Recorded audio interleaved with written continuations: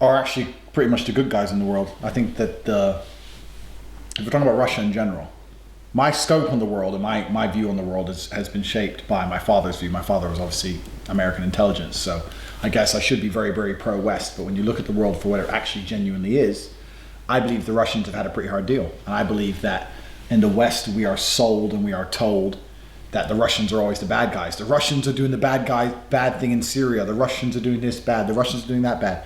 When in reality, we do the bad things.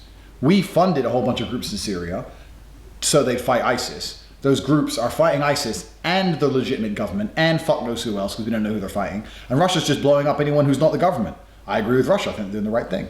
We talk about Russia being aggressive because they annexed Crimea.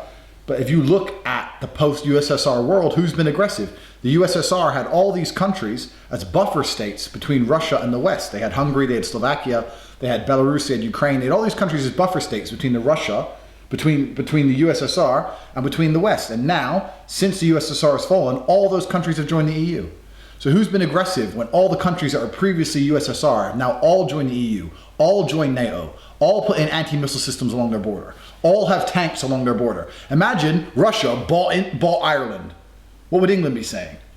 You know, so back our Guinness. Exactly. So our Guinness. So who's the aggressive ones? We're the aggressive ones. So we want to take all the buffer states away, put the European Union and NATO, which is an unfightable force. Russia stands 0% chance in a war against NATO. Literally zero.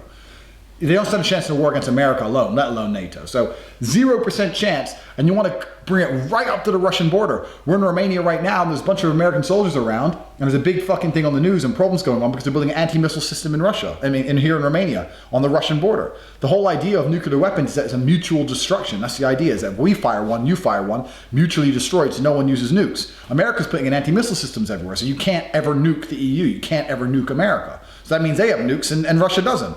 So it takes the balance away again. And that's the whole point of it. So they're just expanding NATO, expanding the EU at a rate now where Turkey can shoot down a Russian fighter jet on its way to Syria. There's a Russian fighter jet on its way to Syria that was in Turkish airspace for less than 4 seconds, got shot down, killed the jet, killed the pilot. Would Turkey dare do that to Russia if Turkey wasn't a member of NATO? No, they shoot the guy's jet down when it has a 3-second airspace violation. It wasn't taking the piss. 3 seconds, they shoot him out of the sky, kill the guy, then they call America, oh, we pissed Russia off. If they come get us, can you save us? That's bullshit. So who's starting the problems? We are. Putin, if you actually listen to him, is one of the smartest, most logical men on the planet. And that's why I'm so happy Trump won, because Trump has enough brain to sit down with Putin man to man and prevent World War III. Clinton and her fucking bullshit was going to literally spark the beginning of a world war with this anti-Russian rhetoric. We've already fucked Russia every way we could.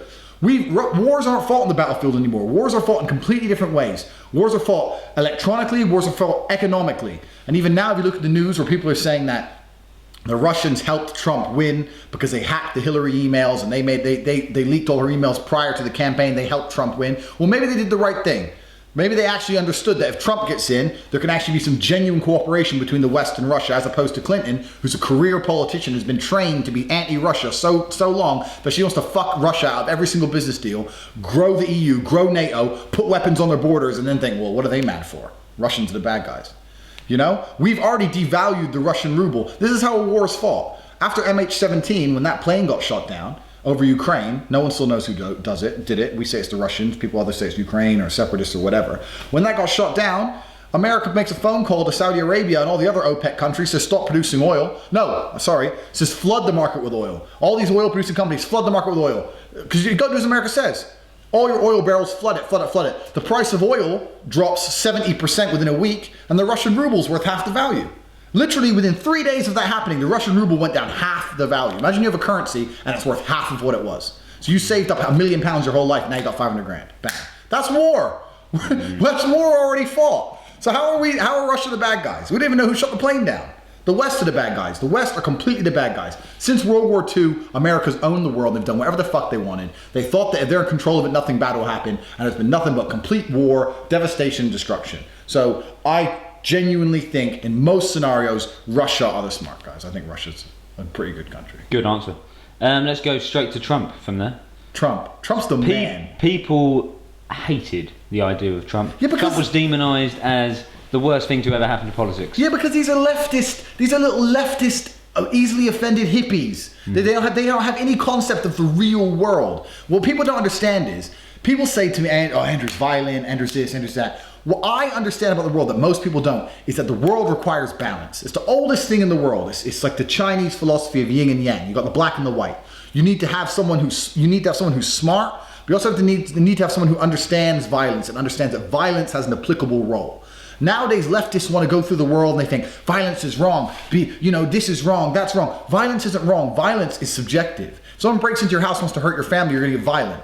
So it depends. Everything has a place on this planet. Leftists don't understand this. So they get so easily offended by someone or by something and they think it's 100% bad. Trump's not 100% bad. Trump has a place. There's a place for people like Trump, and I currently genuinely believe his place is at the head of the United States of America. Who was the alternative? Hillary. A career politician. Literally, what amazes me most is all these lefts who complain about Trump, they complain about the establishment and they complain about the corporations, and then they want to get Hillary in power. Hillary is completely what you dislike. She has pretty much no career her whole life besides being in politics. That's all she's ever done, and she sucked the right dick of bills, so now she gets a chance to be president. How does that work? Trump is the American dream personified. The American dream is you can make your own money, you can get rich, you can be president. That's what he's done. He started with $1 million, fair enough, but he's become a billionaire. So he ain't stupid. He knows what he's doing. He's become the president of the United States. What's wrong with that? But leftists won't accept it. No, he's wrong. He once said one bad thing about someone once. People say bad things about people. Welcome to the real world. If we just drop the bullshit and all stop getting so easily offended by stupid little things and drop the dumb shit and look at the actual reality of the earth, there's not a single person on this planet, including the leftist hippies who hate Trump, who haven't said a bad thing about someone at some point. That's how the world fucking functions. He said some bad things about some people, big whoop. He's gonna be a better president than Hillary ever would have. So get the fuck over it. Trump is a G. And the worst thing about it all, what amazes me most, is that most of the people crying, it's not even gonna affect their lives anyway. Like people are like, oh, Trump's gonna be you smoke weed, you work in an antique shop. What the fuck does it matter if Trump is president or not? Really?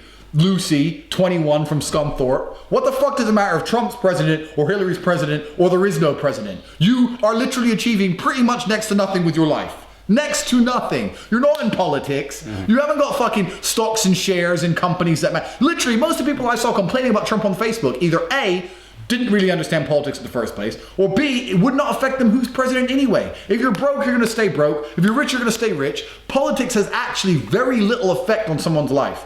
The only thing politics can do is set a few laws like don't kill, don't rob, don't steal. Besides these basic outlines, you've got people like me who are gonna go and become millionaires on their own, and you've got people who just sit around going, I'm not rich because of the conservatives, I'm not rich because of Trump, I'm not rich, and just excuse makers. Excuse makers. It doesn't matter who's in charge, you're still gonna be a shit muncher, so what the fuck do you care for? Of course you hate Trump, you're a hippie, your hair's too long, you ain't got a job, you wanna walk up and down the street saying, down with Trump, like putting someone else in there is gonna change shit. It ain't gonna change a thing, you're still gonna stink, you're still gonna need to shave your armpits, Lucy. Fuck you. May I ask you a serious question? Absolutely. Have you ever grabbed someone by the pussy?